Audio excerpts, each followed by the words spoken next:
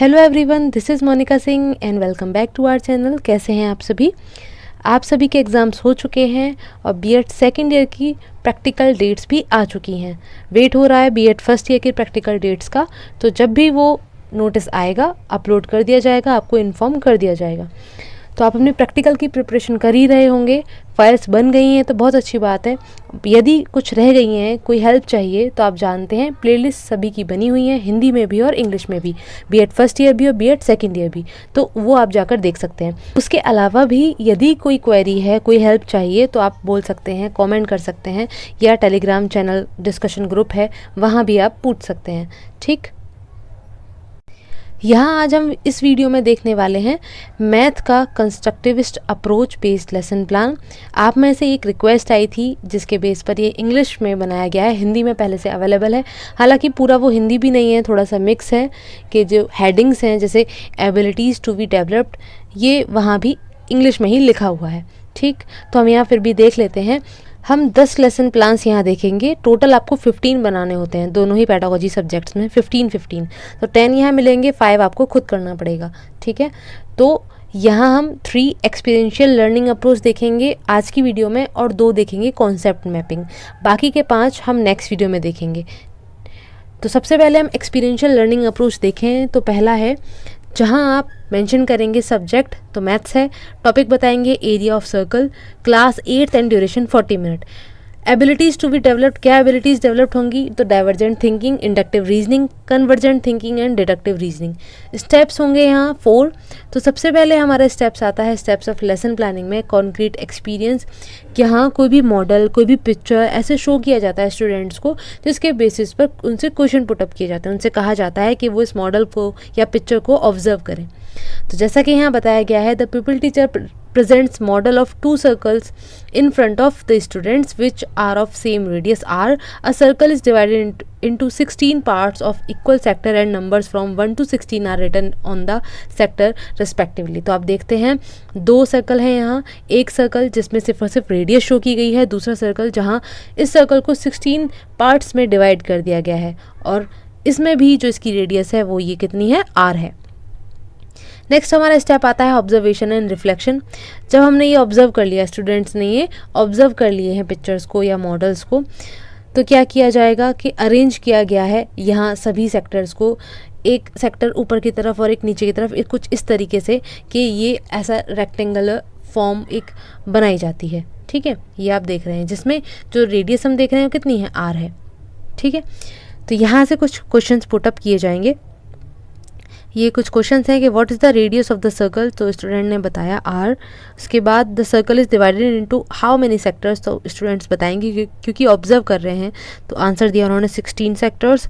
फिर आगे ये जो शेप बनी है सेक्टर्स को अलग अलग करने पे, उनको प्लेस करने पर 1 बाय 1, 1 अबव एंड 1 बिलो, तो कौन सी शेप आपको नज़र आ रही है, तो रेक्टेंगुलर। नेक्स्ट हमारा रेक्टेंगल का एरिया पूछ लिया, तो लेंथ इंटू ब्रेड्थ, ये एरिया होता है रेक्टेंगल का, आप जानते हैं। इसके बाद यहाँ पूछा गया कि रेक्टेंगुलर पिक्चर में जो लेंथ की वैल्यू है वो कितनी है, तो स्टूडेंट्स ने बताया पाई r, जो कि है half of the circumference of the circle. Next breadth की वैल्यू कितनी है, तो वो है r, जो है equal to the radius of the circle. बाद में हमने क्या किया, इस लेंथ और विड्थ को, क्योंकि एरिया पता करना है रेक्टेंगल का, तो लेंथ एंड विड्थ को मल्टीप्लाई करेंगे तो क्या निकल कर आ जाएगा, पाई r स्क्वायर, जो कि हम क्या देख पा रहे हैं, सर्कल का भी एरिया है।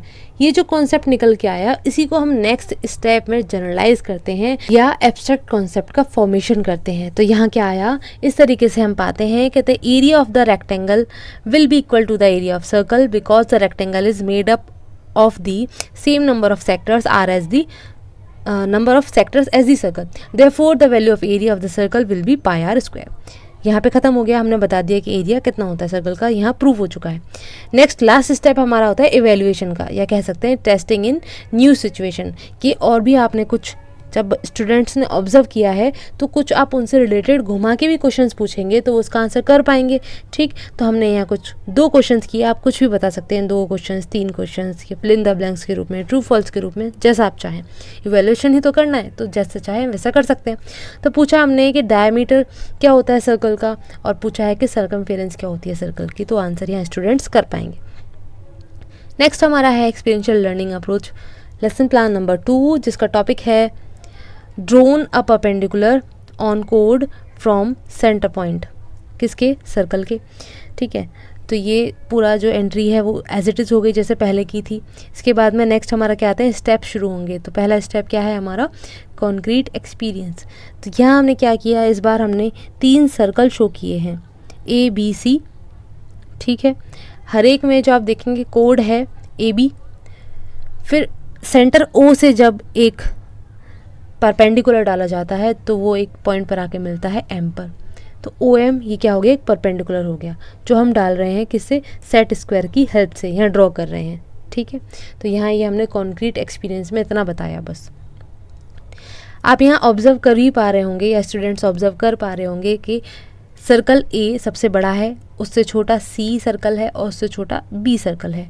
ठीक है, तो लगभग यहाँ रेशियो मान लिया गया है, बता देंगे स्टूडेंट्स को, या हम यहाँ मेंशन कर देंगे लिखकर इधर। ठीक है, कि ये 3-3 सेंटीमीटर का गैप है इनके बीच में, जो लेंथ है इनकी 3-3 सेंटीमीटर की है, यहाँ 1-1 सेंटीमीटर की है और लास्ट वाले में 2-2 सेंटीमीटर्स की है। ठीक है, तो नेक्स्ट हम आते हैं ऑब्जर्वेशन एंड रिफ्लेक्शन। यहाँ स्टूडेंट से क्वेश्चन किया, what is the radius of circle A, तो बताया OA। What is the radius of circle B, तो बता दिया OB। ठीक, नेक्स्ट हम आते हैं आगे, फॉर्मेटिंग एब्स्ट्रैक्ट कॉन्सेप्ट या जनरलाइजेशन। तो ये ऑब्जर्व जो किया उसके बेसिस पर एक टेबल फॉर्म की गई है जहां हमने सर्कल के नेम बताए हैं, नंबर ऑफ सर्कल या name of the circle ABC, AM की लेंथ बताई है, BM की लेंथ बताई है, फिर AM माइनस BM किया जो कि हमें पाएंगे 0, क्योंकि AM और BM दोनों की लेंथ इक्वल है। इसी के बेसिस पर एक जनरलाइजेशन हुआ, क्योंकि AM BM हर एक केस में 0 है, AM माइनस BM, तो हम कह सकते हैं कि AM is equal to BM। ठीक है, कि जब कोई परपेंडिकुलर ड्रॉन किया जाता है सेंटर से कोड के ऊपर, तो वो इस कोड को इक्वल डिस्टेंस में या इक्वल लेंथ में डिवाइड करता है। यहाँ से एक कॉन्सेप्ट फॉर्म होगा। फिर टेस्टिंग इन न्यू सिचुएशन में एक कोई क्वेश्चन पूछ लिया है, फिल इन द ब्लैंक्स के रूप में यहाँ पूछ लिया गया है स्टूडेंट से प्यूपिल टीचर के द्वारा। आप क्योंकि ट्रेनिंग पर हैं, आप इंटर्नशिप कर रहे हैं, तो आप ही प्यूपिल टीचर कहे जाएंगे। आगे हम चलते हैं नेक्स्ट एक्सपीरियंशियल लर्निंग अप्रोच, जिसमें नेक्स्ट टॉपिक है हमारा वॉल्यूम ऑफ सिलेंडर। तो यहाँ सिलेंडर के वॉल्यूम को हम निकालना सीखेंगे या उसको कैलकुलेट करना सीखेंगे। तो एंट्री शुरू की सेम रहेंगी, सब्जेक्ट, टॉपिक, क्लास, ड्यूरेशन और एबिलिटीज़ टू बी डेवलप्ड। इसके बाद में स्टेप्स आएंगे। तो पहला स्टेप होगा कॉन्क्रीट एक्सपीरियंस। तो यहाँ हमने एक सिलेंड्रिकल शेप शो की जिसकी हाइट है h सेंटीमीटर, डायमीटर है AB D सेंटीमीटर, रेडियस है OA जो कि है R सेंटीमीटर। ठीक, और सेंटर पॉइंट है सिलेंडर का जिसका नाम दिया है हमने O। नेक्स्ट आगे हम चलते हैं, तो हम कह सकते हैं, इन्होंने मेंशन कर दिया शुरू में ही, therefore the volume of cylinder क्या होगा, पाई R स्क्वायर H, जिसकी डायमेंशन, जिसकी यूनिट है सेंटीमीटर क्यूब। नेक्स्ट हम चलते हैं ऑब्जर्वेशन एंड रिफ्लेक्शन। तो स्टूडेंट ने जब ये देखा तो उनसे पूछा गया वॉल्यूम ऑफ सिलेंडर बताइए, वो बता देंगे क्योंकि आपने पहले से यहाँ शो किया हुआ है। और what is the radius of given cylinder, वो भी बता दिया कि R है। आगे हम चलते हैं जनरलाइजेशन में, हमने इस फॉर्मूले को यूज़ करना सिखाया है। ठीक है, तो यहाँ क्या हो गया, हमने एक क्वेश्चन लिया अलग से, जिस एक सिलेंडर लिया, गैस सिलेंडर, जिसकी हाइट बता दी, रेडियस बता दिया। अब पूछा है कि वॉल्यूम क्या होगा।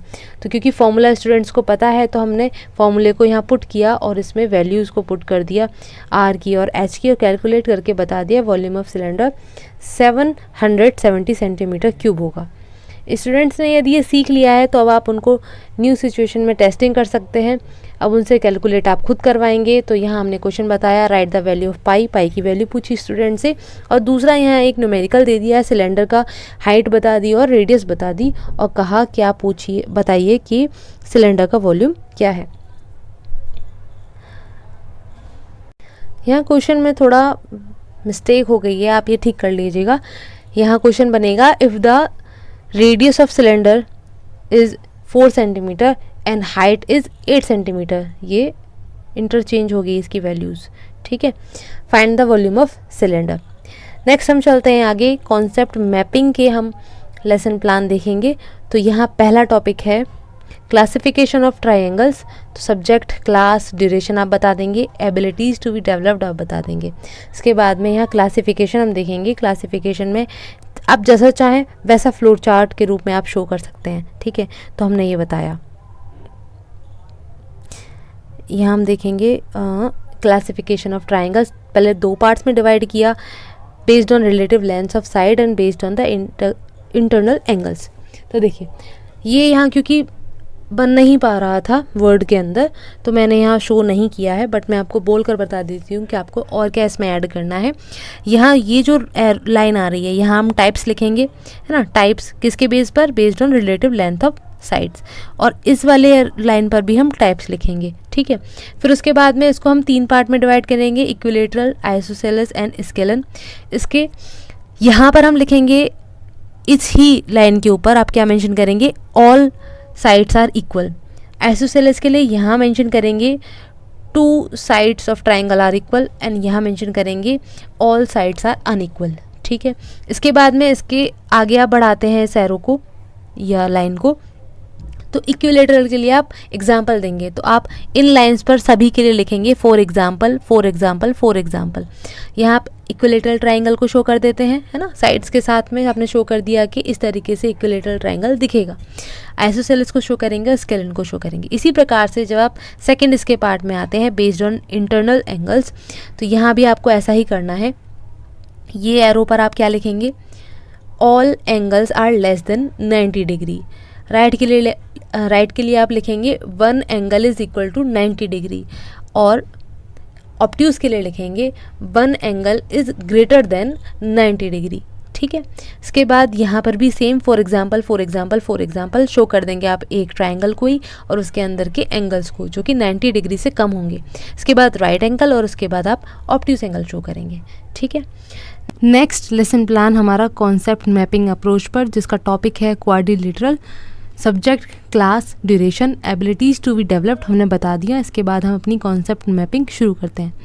तो हम क्वाड्रिलेटरल को ऐसे शो करेंगे। सबसे पहले क्वाड्रिलेटरल, उसके बाद 3 पार्ट्स में इसको डिवाइड किया, based on 1 pair of parallel lines, second based on 2 pairs of parallel lines, and third is no parallel lines. इसके बेस पर हमने क्वाड्रिलेटरल्स की शेप बताई कि 1 पेयर पैरेलल लाइंस किस में होती हैं। तो पहला है trapezoid, next isosceles trapezoid, and third is right trapezoid. Next 2 pairs parallel lines किन में होंगी? Square, rectangle, parallelogram and rhombus. और कोई भी पैरेलल लाइन नहीं होगी काइट और राइट काइट में, ओके। आज की वीडियो में सिर्फ इतना ही। 5 लेसन प्लान आपके यहाँ दिखा दिए गए हैं। नेक्स्ट 5 नेक्स्ट वीडियो में, जो कि कल या परसों तक आ जाएगी। आई होप आपका वर्क इसकी हेल्प से कंप्लीट हो पाए, ठीक। कोई भी क्वेरी हो इसके अलावा तो आप पूछ सकते हैं और कमेंट कर सकते हैं, या टेलीग्राम चैनल पर आप पूछ सकते हैं वहाँ, या मेल कर सकते हैं, ठीक है। वीडियो अच्छी लगी हो तो शेयर कीजिए ताकि और भी इसकी हेल्प से वर्क कर पाएँ।